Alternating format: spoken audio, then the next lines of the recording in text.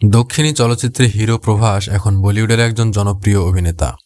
বাহুবলী ছবির অন্যতম মুখ্য চরিত্রে অভিনয় করার পর তিনি এখন সারা ভারতের সুপারস্টার। ছবিতে তার পারিশ্রমিক এখন আকাশ ছোঁয়া। বলিউড হিরোদেরও হার মানাচ্ছেন এই দক্ষিণী অভিনেতা। ইয়াং রেবেল স্টার নামে পরিচিত হয়ে তার নতুন অ্যাকশন ছবি সালার। সূত্রের খবর অনুযায়ী এই ছবিতে একটি ধুন্ধুমার অ্যাকশন সিকোয়েন্স রয়েছে। নির্মাতাদের ধারণা এই সিকোয়েন্সটি ছবির মূল আকর্ষণ। এটি দর্শকদের মধ্যে সাড়া জাগায় বলে ধারণা। তাই সমস্ত রকম প্রস্তুতি নিয়ে বাহুবলীর খ্যাতিকে ধরে রাখতে চাইছে প্রভাস। তাই সালার তার কাছে সত্যিকারের চ্যালেঞ্জ। এই ছবির পরিচালক প্রশান্ত নীল। অ্যাকশন থ্রিলার ঘরানার এই ছবিটিতে প্রভাসের বিপরীতে দেখা যাবে শ্রুতি হাসানকে। শোনা যাচ্ছে সালার ছবিতে প্রভাসকে বাবা ও ছেলের দৈত্য চরিত্রে দেখা যেতে পারে। মাফিয়া জগতের প্রতিশোধের কাহিনী নিয়ে তৈরি হয়েছে এই ছবির চিত্রনাট্য। ব্রিটিশ আমলে মহীশূর রাজ্যের গল্প নিয়ে এই ছবিটি তৈরি হবে।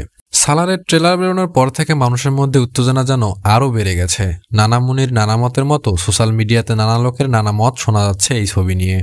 এমনিতেই এই ধরনের ছবি বানাতে বেশ ভালোই খরচ হয়, কিন্তু ছবিতে থাকা স্টার কাস্টরা কত করে পারিশ্রমিক নিচ্ছেন সেটা কি আপনারা কেউ কি জানেন? সূত্রের খবর অনুযায়ী সালার ছবিটি বানাতে প্রায় 400 কোটি টাকা খরচ হয়েছে। এই বাজেটের মধ্যে বিপুল পরিমাণ টাকা খরচ হয়েছে অভিনেতা অভিনেত্রীদের পারিশ্রমিকে। বাহুবলী খ্যাত অভিনেতা প্রভাস ছবিটি করতে 100 কোটি টাকা নিয়েছেন তিনি একাই। শুধু তাই নয়, জানা গেছে বক্স অফিস থেকে যা আয় হবে তার 10%ও পাবেন তিনি।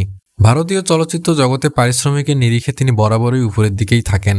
অন্যদিকে শ্রুতি হাসান, যিনি এই ছবিতে প্রধান মহিলা চরিত্রে অভিনয় করবেন, তিনি 8 কোটি টাকা নিয়েছেন পারিশ্রমিক হিসেবে।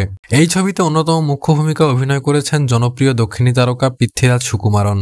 তিনি এই ছবির পারিশ্রমিক হিসেবে 4 কোটি টাকা নিয়েছেন। অন্যদিকে সালার ছবিতে গুরুত্বপূর্ণ চরিত্রে অভিনয় করেছেন নামী তেলুগু অভিনেতা জগপতি বাবু।